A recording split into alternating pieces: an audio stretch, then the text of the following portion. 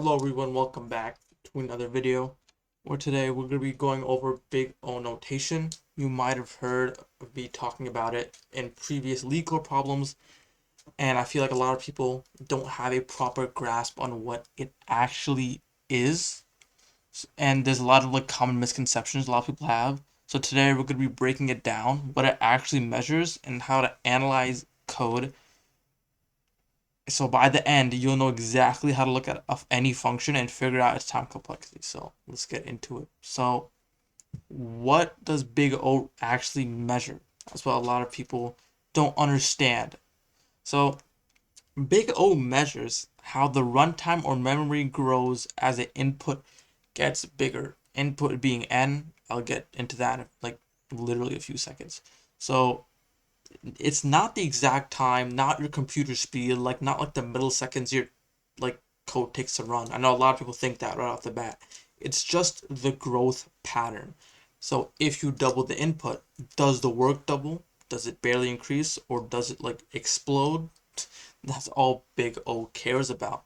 So now let's get to n. So before you analyze anything, you have to identify n, the size of your input. That's what n represents.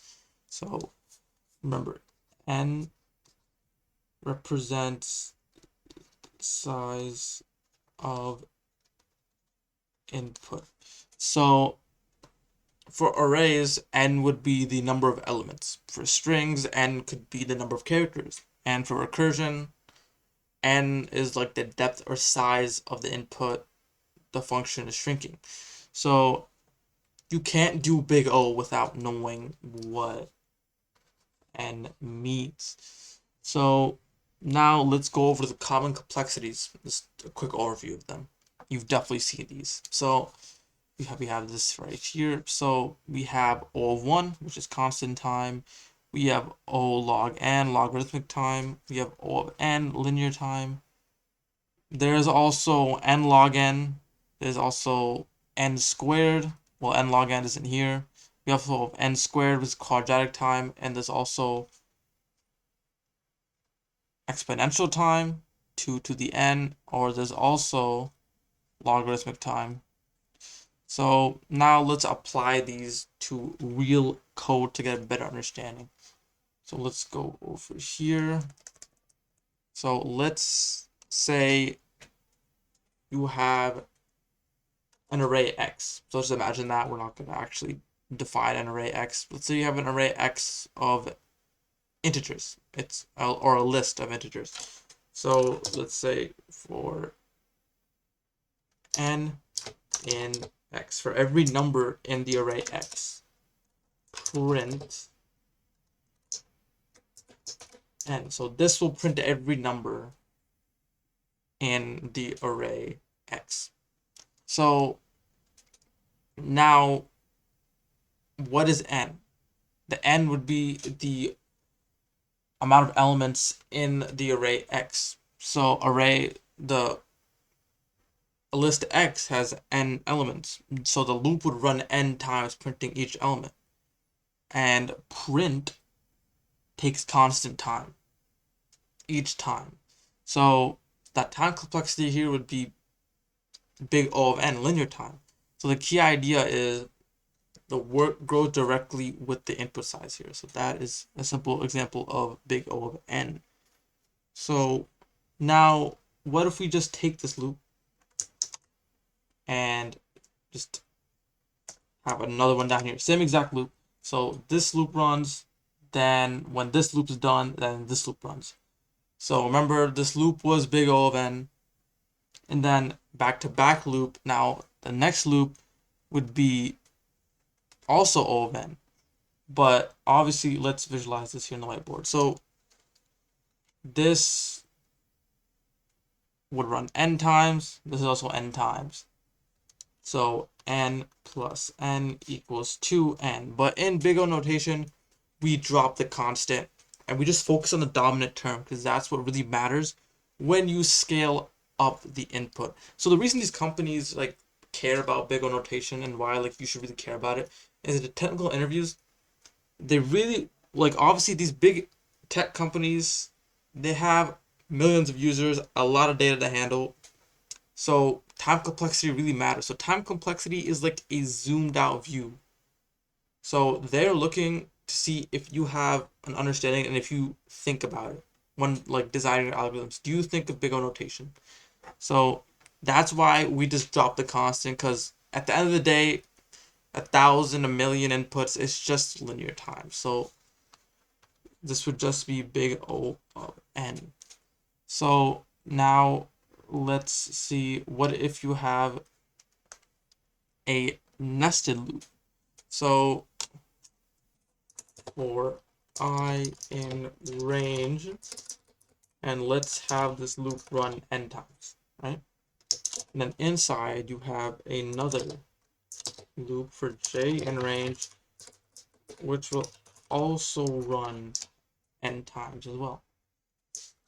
And let's say you're just printing I and j for the sake of writing something. Obviously this takes constant time, so it doesn't really matter. But now the main thing here is the loops. So the outer loop runs n times, and the inner loop, for every n time this runs, for every one time this runs, this also runs n times. So what does that mean? The inner loop runs n times for each outer iteration. That means the total here, let's get rid of this, it's actually n times n, which equals n squared. So the actual time complexity here is big O of n squared. So that is an example of quadratic time. So now we're going to do another nested loop. So let's get rid of this inner loop. Let's just actually make a whole new one. So for n in x, back to that, this will loop n times every element in array x. And now let's have for I in range, let's say we just run this loop 10 times. And then we'll just print n I. Now the inner loop, remember, note this a lot. This is a misconception. This is why I'm showing you guys this. A lot of people look at a nested loop and they think, oh, O of n squared, 100%, it's got to be O of n squared. You have to actually look at the loop. The inner loop is fixed. It's only going 10 steps, 10 times. And the outer loop is n times, because you're going through everything in the array. So that would mean you would multiply them. It wouldn't be n times n. It would actually be 10 times n. It would be 10n. And that would just be, obviously you drop the constant, so then this time complexity is just O of n. It is just linear time. So the important misconception a lot of people have, you have to know nested loops do not always mean O of n squared. Only when both loops depend on n is when it would be O of n squared. So now let's go over another example here. So let's say you have a while loop while n is more than 1. And then let's say you're having n each time.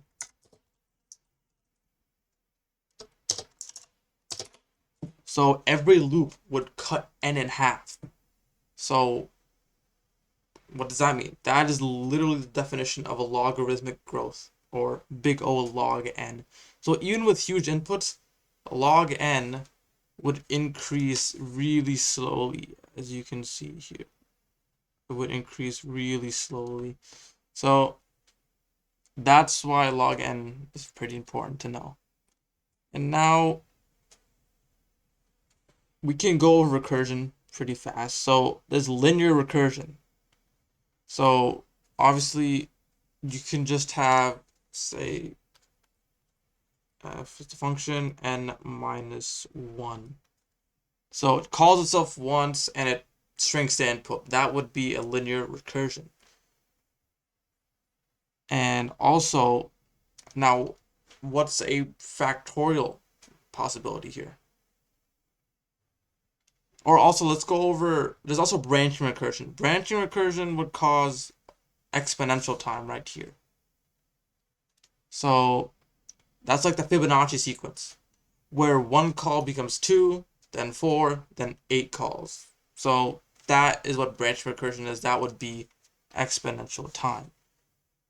And recursion equals the same idea. So you count how many calls happen and how the input shrinks, and then you can base the time complexity off that. That's a brief overview of recursion. Obviously, it's more complicated than that, but we can go over that in like later videos, obviously. So now there is also space complexity. So Big O also measures memory usage. That's also important to think about while designing your algorithms.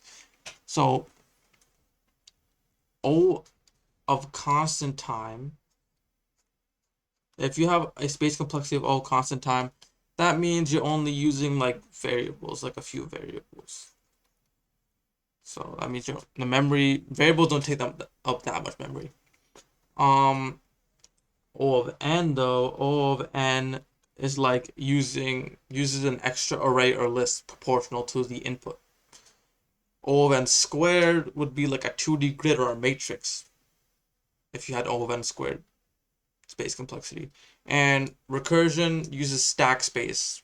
So like countdown of n uses O of n space. So time is how many steps. Space is how much extra memory. So that's time complexity and space complexity. So now let's go over some pretty big misconceptions. So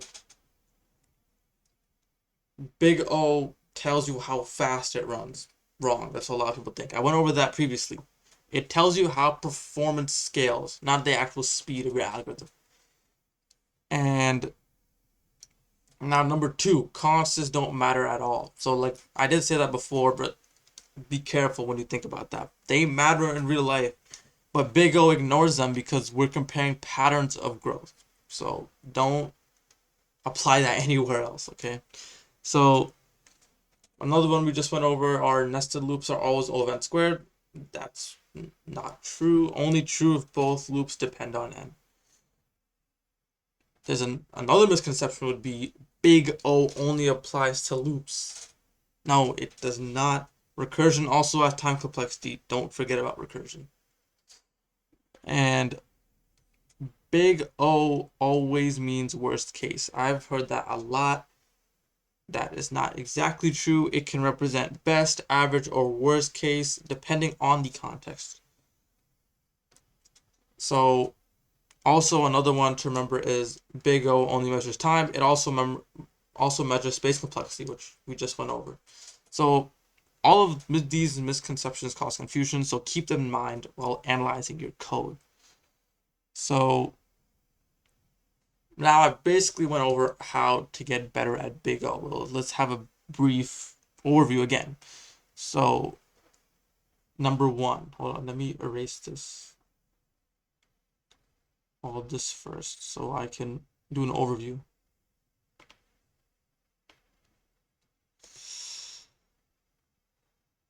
Okay, so now the first step is find. Ooh, I can't even draw. Find n first. Find your input size. Find it. Then number 2, if there's iterations, if there's a loop, count the loops. Also, if there's nested loops, make sure you multiply nested loops. If there's separate loops, make sure you add the separate loops. And for recursion, count calls plus the input shrink. Remember that as well. And keep the largest term, keep the most dominant term. So remember, like if one loop takes n squared and another loop outside that loop takes constant time, n squared beats constant time. So the overall algorithm is n squared. Remember that. So if you follow these steps, you'll never be confused about big O again. So that is my full, pretty short breakdown of how big O notation works, big O notation. What it means and how to analyze it, and how to avoid the misconceptions that trip people up. So, yeah, that's it.